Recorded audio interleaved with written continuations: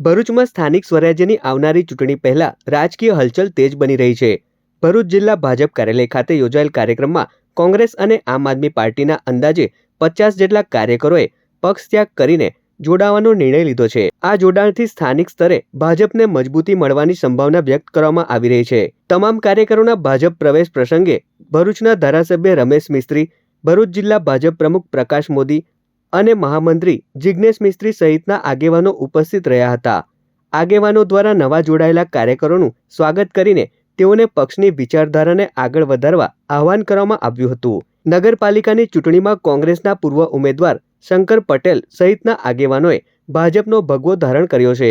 Bharatiya Janata party કે જે એકાત્મ માનવવાદ અને છેવાડાના માનવી સુધી અંત્યોદયના વિકાસ માટે જે કાર્યરત છે અને વિશ્વની સૌથી મોટી એક રાજકીય પાર્ટી તરીકે જેની સંખ્યાની નોંધણી થઈ છે, એ રાજકીય પાર્ટીમાં આજે ભરૂચ જિલ્લાના મુખ્ય કાર્યાલયમાં આમ આદમી પાર્ટીમાંથી ભારતીય જનતા પાર્ટીમાં પ્રવેશ કરનારા મુખ્ય જે લીડરો છે એમાં શંકરભાઈ માછી, આકાશભાઈ મોદી અને તેજેન્દ્રસિંહ મહારાઉલજી, એ ઉપરાંત ચાવજ ગામના રાળપોળ ગામના મુસ્લિમ આગેવાનો આ પણ મોટી સંખ્યામાં જોડાયા છે।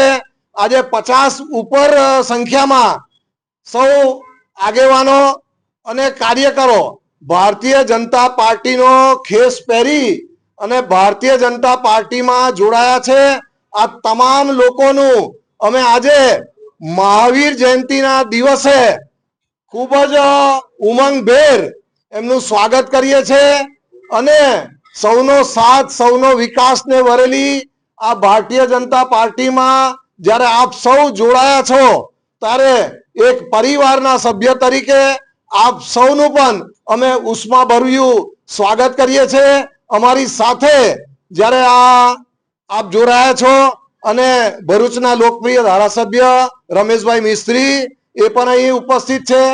અમારી સાથે અમારી ટીમના જિલ્લાના મહામંત્રીશ્રીઓ જિગ્નેશભાઈ મિસ્ત્રી, નરેન્દ્રસિંહ પરમાર એમજ પરેશભાઈ પટેલ, એ ઉપરાંત ઉપપ્રમુખ મનોજભાઈ મહેતા અને સૌ ભારતીય જનતા પાર્ટીના ભરૂચ શહેર અને જિલ્લાના આગેવાનો પણ અહીં આપ સૌને આવકારવા માટે અહીં ઉપસ્થિત છે। આપ સૌનું ભાવભીનું સ્વાગત છે।